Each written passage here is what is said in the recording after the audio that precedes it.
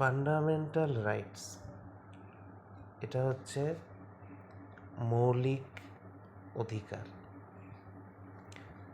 This rights are fundamental because এই অধিকারগুলোকে মৌলিক বলা হয় কারণ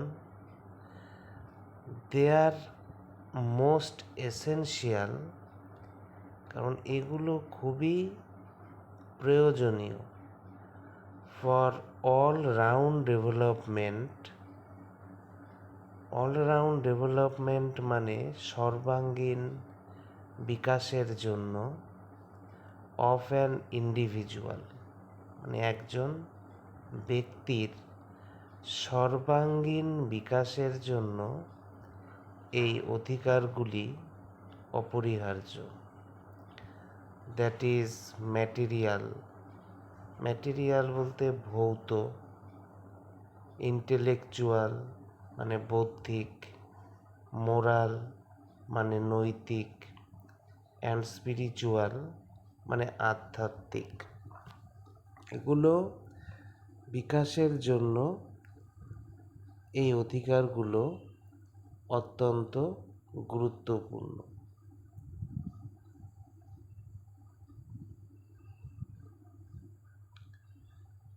তো ম্যাটেরিয়াল মানে ভৌত বা বস্তুগত উন্নয়ন, এটাই বলে। ইন্টেলেকচুয়াল মানে বৌদ্ধিক উন্নয়ন, নৈতিক উন্নয়ন হচ্ছে মোরাল ডেভেলপমেন্ট, মানে ন্যায় অন্যায় বোঝা, সততা, নৈতিক মূল্যবোধ ও দায়িত্ববোধের বিকাশ। আর স্পিরিচুয়াল ডেভেলপমেন্ট মানে নিজের ধর্ম পালন, বিশ্বাস ও বিবেক অনুযায়ী জীবনযাপনের স্বাধীনতার মাধ্যমে মানসিক ও আধ্যাত্মিক বিকাশ। তাহলে মৌলিক অধিকারকে মৌলিক বলা হয় কারণ এগুলো একজন ব্যক্তির ভৌত, বৌদ্ধিক, নৈতিক ও আধ্যাত্মিক অর্থাৎ সর্বাঙ্গীন বিকাশের জন্য সবচেয়ে অপরিহার্য। বলছে দিস রাইটস মানে যদি এই মৌলিক অধিকারগুলি ইফ ইনফ্রিংড মানে লঙ্ঘিত হয় বা ভায়োলেশন হয়, আর এনফোর্সেবল অ্যান্ড জাস্টিসিয়েবল অর্থাৎ অধিকার লঙ্ঘিত হলে আদালতের মাধ্যমে সেই অধিকার বাস্তবায়ন করানো যায়। এর জন্য বলেছে আর এনফোর্সেবল অ্যান্ড জাস্টিসিয়েবল। জাস্টিসিয়েবল মানে বিচারযোগ্য। এই অধিকার নিয়ে আদালতে মামলা করা যায় এবং আদালত বিচার করতে পারে। তাহলে এনফোর্সেবল মানে আদালতের মাধ্যমে অধিকার কার্যকর করা যায়, আর জাস্টিসিয়েবল মানে আদালতে বিচার চাওয়া যায়।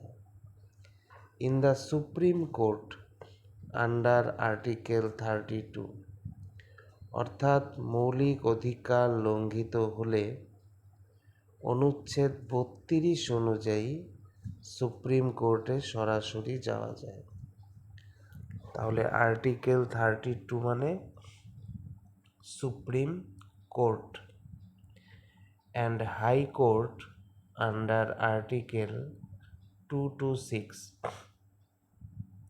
একইভাবে অনুচ্ছেদ 226 অনুযায়ী হাইকোর্টেও যাওয়া যায়। তাহলে আর্টিকেল 226 হলো high court. This rights can be enforced by using writs অর্থাৎ আদালত রিট জারি করে মৌলিক অধিকার কার্যকর ও সুরক্ষিত করে। রিট মানে হচ্ছে আদালতের বিশেষ আদেশ, যার মাধ্যমে মৌলিক অধিকার রক্ষা করা যায়। তাহলে মৌলিক অধিকার কার্যকর করার জন্য আদালত রিট জারি করে। তাহলে আর্টিকেল 32 কোথায় আছে? সুপ্রিম কোর্টে আছে। ফান্ডামেন্টাল রাইটস লঙ্ঘিত হলে সুপ্রিম কোর্টে গিয়ে আর্টিকেল 32 এর মাধ্যমে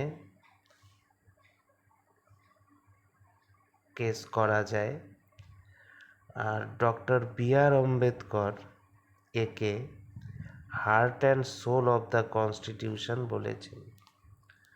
অর্থাৎ ডক্টর বি.আর. আম্বেদকর এই আর্টিকেল 32কে সংবিধানের হার্ট অ্যান্ড সোল বলেছেন। আর্টিকেল 226 যদি মৌলিক অধিকার ভায়োলেশন হয়, তাহলে আর্টিকেল 226 অনুযায়ী হাইকোর্টে গিয়ে ফান্ডামেন্টাল রাইটস প্লাস অন্যান্য যদি আইনগত লিগ্যাল অধিকারও থাকে, সেটাও হাইকোর্ট কার্যকর করতে পারে। তো মৌলিক অধিকার রক্ষার জন্য আদালত 5 ধরনের রিট জারি করতে পারে। মৌলিক অধিকার রক্ষার জন্য আদালত 5 ধরনের রিট জারি করতে পারে।